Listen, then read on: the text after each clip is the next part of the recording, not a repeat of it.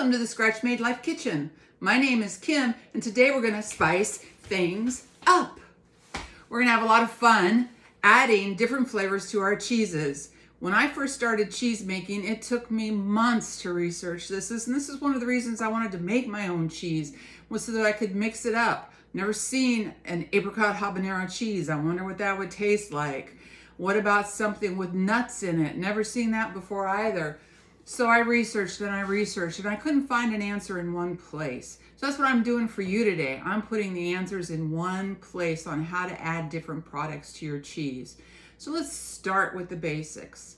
You will very rarely use fresh ingredients when you're adding flavors to your cheese. The reason being is as your cheese ages, so do the products you put in there.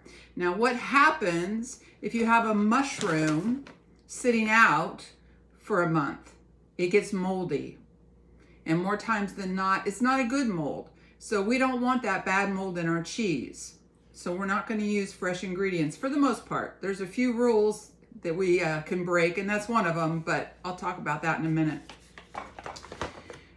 So we want to use things that are dehydrated. You've got craisins, you've got some dehydrated chili mangoes here. I've got dehydrated mushrooms. I've got these bacon bits that are dehydrated and really a lot of the fat has been taken out of them, but it's still got good bacon flavor. I've got powders, I've got seasonings, I've got nuts, I've got vino. All these things we can use. So here's how you do it. Do what you think is going to taste good to you. I love horseradish, and I love horseradish cheddar. And this one right here that I've got going on is a horseradish cheddar. It's a 2-gallon wheel, so I used 2 gallons of milk, and I used a half a cup of horseradish.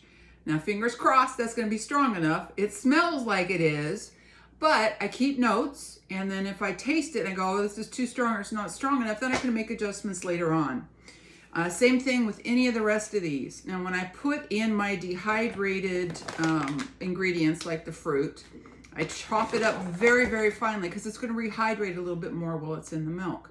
Now, when we're talking about things being rehydrated by the milk, we're going to talk about problem solving something by adding the powders, which is your seasonings. We've got garlic, we've got chili powder, cumin, whatever you want to do. Try it. It's not going to hurt anything. The worst thing that's going to happen is a few of your hours and a couple dollars have been thrown away. But you learned that something didn't work that you wanted to try, and you move on, and guess what? You're going to have more successes than failures. When you use powder, especially more than about 1/4 cup, remember the milk is going to rehydrate this powder, which means if you press your cheese at the weight and for the time called for in the recipe, your cheese is going to be a little bit dry. So compensate for that. So let's say you're making a horseradish cheddar and you're going to press it 40 pounds for 12 hours. I would press either at 40 pounds for 10 hours or I would press at 30 pounds for 12 hours, but I would adjust that a little bit so that I could compensate for the powder that I put in there that might dry out my milk. All right? Nuts. Perfect. They're wonderful in a cheese. Now, there's a great Christmas cheese in Great Britain called a Wensleydale. As you can see, we've already busted into this one pretty good. And it's got walnuts and cranberries in it.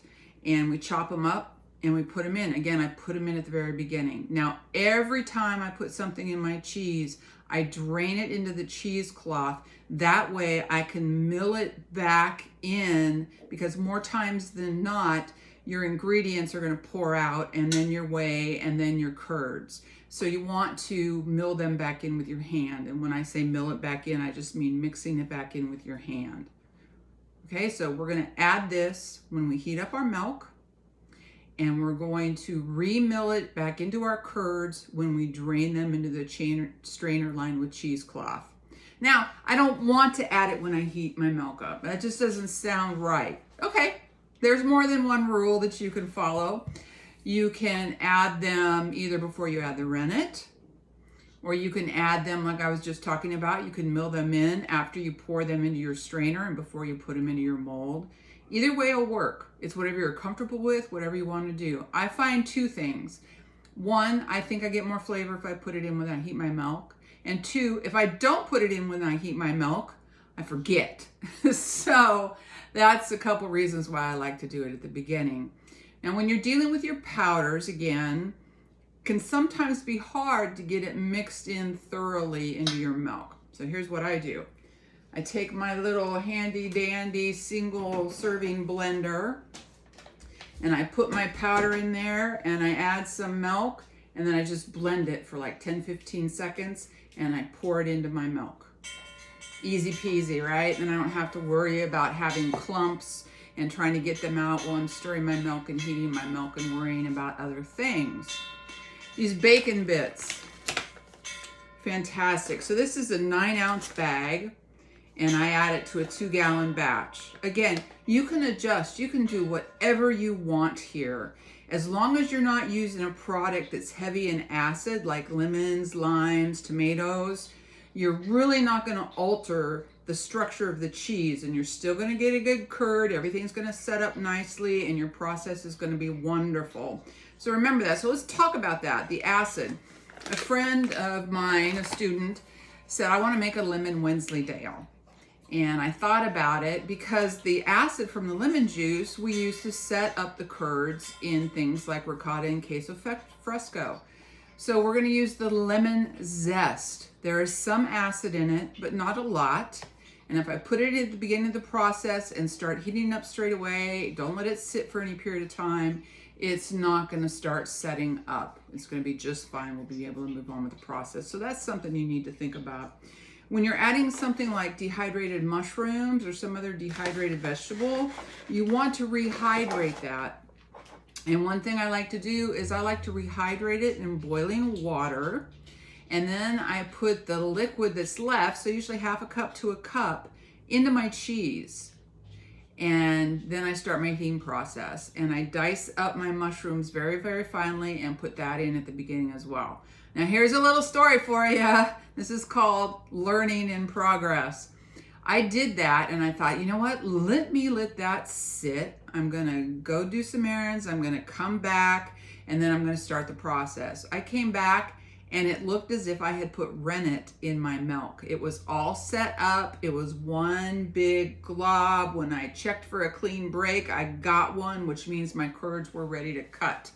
Well, come to find out, there's an enzyme in mushrooms that they sometimes use when they make vegetable rennet. So don't do that. You can do the mixture of the mushroom and the water from the boiling and rehydrating, but start making your cheese straight away. Don't let it sit for any length of time. Okay, so we've got dehydrated. We've got things like nuts. We've got these bacon bits.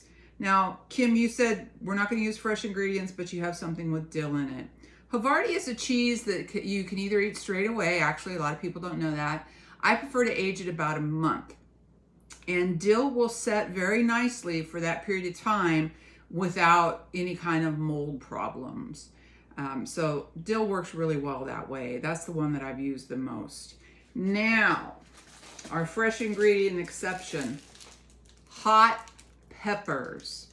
There is something in hot peppers that when you put them in cheese keeps them from molding. So you can use, like these are habaneros, you can use jalapenos, you can use ghost peppers, you can use whatever kind of hot pepper. So it's not a bell pepper, it's a hot pepper because there's an enzyme in hot peppers that don't start molding or prevent your cheese from molding while you've got the fresh habaneros in there. So hot peppers you can use. So, you know, you've seen pepper jack and so forth. I love making a habanero jack. Just be careful. I use about 6 habaneros to 2 gallons of milk, and it's good and spicy. Let me tell you, a lot of my friends can't even eat it. They say it's too hot. So I make the jalapeno cheeses for them. Now, another exception to your fresh ingredients is your fresh cheeses. So in front of me, I have my sheep's milk version of chèvre, which chèvre means goat in French, so that's goat cheese. And I've got it kind of dry like this, and I'm just going to add my ingredients to it. So I want to do a little bit of red pepper in there. So I've got about 4 ounces in there, and I'm going to add about a teaspoon of it. So I'm just going to take it, maybe not even a full teaspoon. And as you watch, yeah, I'm just gonna do half a teaspoon. So you just put it in there and just stir it in. Just stir it in like that.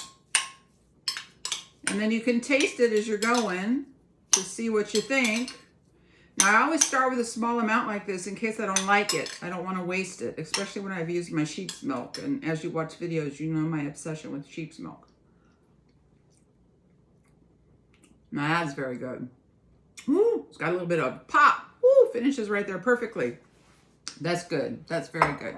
Now another way to get flavors on your fresh cheeses, let's take a little bit of the flavors you want. So let's take a little bit of that red pepper and let's take a little bit of garlic. What do you think? A little bit of garlic and pour it on this plate. And then we're just gonna mix it up a little bit.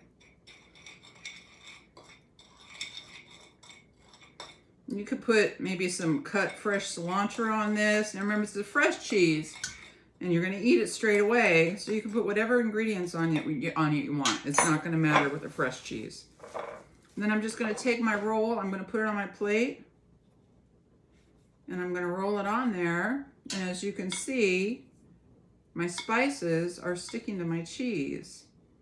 And then I'll have a nice pretty cheese with some yummy spice flavors to give to family and friends. So there you go. So spicing it up. Let's recap a little bit. Don't use fresh ingredients unless you have a fresh cheese or it's a hot pepper, not a bell pepper, but a hot pepper.